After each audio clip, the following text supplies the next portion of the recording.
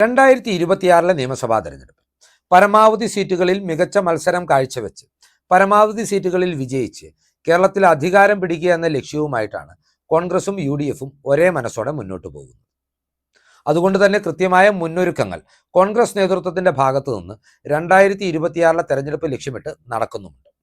ഇതിന്റെ ഭാഗമായിട്ടാണ് കേരളത്തിലെ 140 നിയോജക മണ്ഡലങ്ങളെ A, B, C എന്നീ കാറ്റഗറികളിലായി കോൺഗ്രസ് നേതൃത്വം തരംതിരിച്ചിരിക്കുന്നത്. C കാറ്റഗറി എന്ന് പറയുന്നത് 2011 മുതൽ തുടർച്ചയായ 3 വട്ടം UDF പരാജയപ്പെട്ട മണ്ഡലങ്ങളാണ്.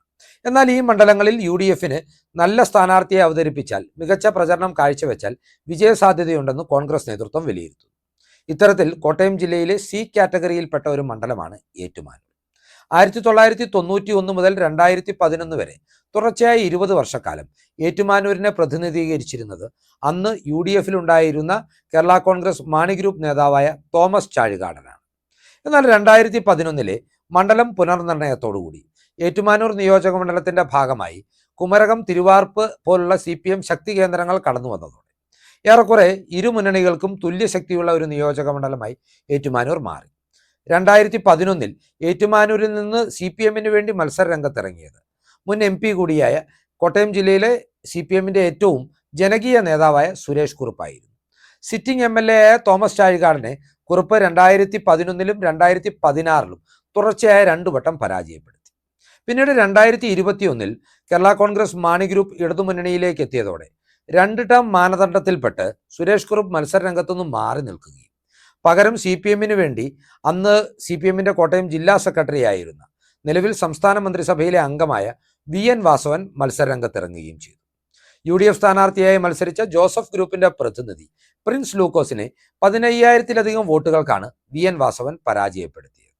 വാസവൻ 15,000 വോട്ടിന്റെ ഭൂരിപക്ഷം നേടുമ്പോൾ അന്ന് UDFന് ഏറ്റവും വലിയ തിരിച്ചടിയായ ഒരു ഘടകം എന്ന് പറയുന്നത് കോൺഗ്രസ് റിബലായ ലതിക സുഭാഷിന്റെ സ്ഥാനാർത്ഥിത്വമായിരുന്നു. BDJS അപ്രതീക്ഷിതമായി മത്സരരംഗത്തുനിന്ന് പിന്മാറിയതും സാമുദായിക സമവാക്യങ്ങൾ VN വാസവന് അനുകൂലമാക്കി തീർന്നു. നിലവിലെ രാഷ്ട്രീയ സാഹചര്യങ്ങളിൽ ജോസഫ് ഗ്രൂപ്പ് മണ്ഡലത്തിൽ ശക്തമല്ല എന്ന് തിരിച്ചറിയുന്ന കോൺഗ്രസ് ഈ സീറ്റ് ഏറ്റെടുക്കുമെന്നും അതിന് ജോസഫ് ഗ്രൂപ്പ് സമ്മതം അറിയിച്ചിട്ടുണ്ടെന്നും സൂചനകളുണ്ട്. അങ്ങനെ കോൺഗ്രസ് ഏറ്റുമാനൂർ സീറ്റ് ഏറ്റെടുക്കുകയാണെങ്കിൽ സ്ഥാനാർത്ഥിത്വത്തിലേക്ക് ഏറ്റവും അധികം ഉയർന്നു കേട്ട പേര് നിലവിൽ കോട്ടയം DCC അധ്യക്ഷനായ നാട്ടകം സുരേഷിൻ്റെതാണ്. KPCC സെക്രട്ടറിയും INTUC കോട്ടയം ജില്ലാ അധ്യക്ഷനുമായ ഫിലിപ്പ് ജോസഫും സീറ്റിനു വേണ്ടി കരുനീക്കങ്ങൾ നടത്തുന്നുണ്ടെന്നും സൂചനകളുണ്ടായിരുന്നു. എന്നാൽ ഇപ്പോൾ പുറത്തുവരുന്ന റിപ്പോർട്ടുകൾ പ്രകാരം ഇവരെ രണ്ടുപേരെയും ഒഴിവാക്കി ഒരു സർപ്രൈസ് സ്ഥാനാർത്ഥിയെ ഏറ്റുമാനൂരിൽ അവതരിപ്പിച്ച് കടുത്ത മത്സരം കാഴ്ചവെക്കുവാനും കഴിയുമെങ്കിൽ മണ്ഡലം തിരികെ പിടിക്കുവാനുമാണ് കോൺഗ്രസ് ശ്രമിക്കുന്നത്. ഈ സർപ്രൈസ് സ്ഥാനാർത്ഥിക്ക് അല്പം സെലിബ്രിറ്റി സ്റ്റാറ്റസ് കൂടിയുണ്ട് എന്ന് നാം മനസ്സിലാക്കേണ്ടതുണ്ട്. ഈ സ്ഥാനാർത്ഥി മറ്റാരുമല്ല, മലയാള സിനിമയിലെ പ്രമുഖ നിർമ്മാതാവായ ആന്റോ ജോസഫാണ്.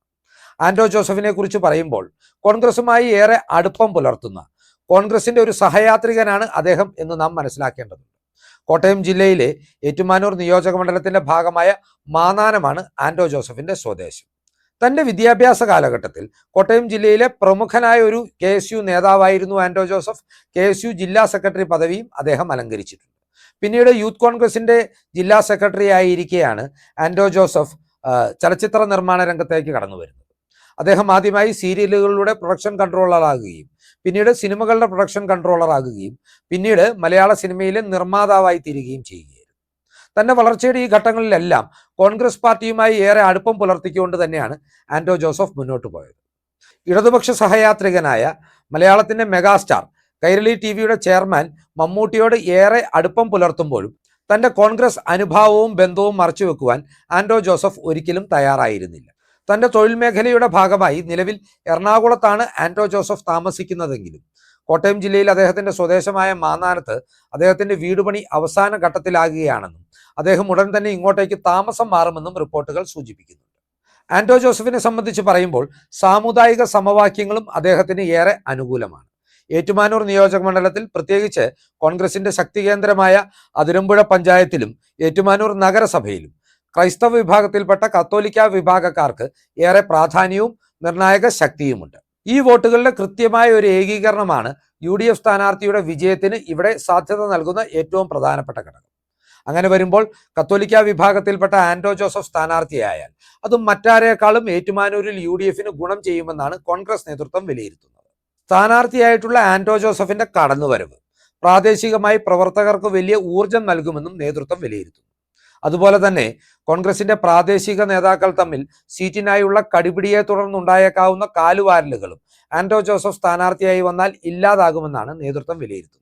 ഈ ഘടകങ്ങളൊക്കെ പരിഗണിക്കുന്ന കോൺഗ്രസ് നേതൃത്വം അതിനാൽ തന്നെ 2026 നിയമസഭാ തെരഞ്ഞെടുപ്പിൽ ഏറ്റുമാനൂർ സീറ്റ് പിടിച്ചെടുക്കുവാനായി പ്രമുഖ നിർമ്മാതാവും കോൺഗ്രസ് സഹയാത്രികനുമായ ആന്റോ ജോസഫിനെ കളത്തിലേക്ക് ഇറക്കുവാൻ ഏകദേശം തീരുമാനമെടുത്തു കഴിഞ്ഞു എന്ന സൂചനകൾ കൃത്യമായി പുറത്തു വരുന്നുണ്ട്. ഈ രാഷ്ട്രീയ ചിന്തകൾ നിങ്ങളുമായി പങ്കുവെച്ചുകൊണ്ട് ഈ വീഡിയോ ഇവിടെ അവസാനിപ്പിക്കുകയാണ്. കൂടുതൽ രാഷ്ട്രീയ വാർത്തകൾക്കും വിശകലനങ്ങൾക്കുമായി ഞങ്ങളുടെ ചാനൽ സബ്സ്ക്രൈബ് ചെയ്യുക. നന്ദി.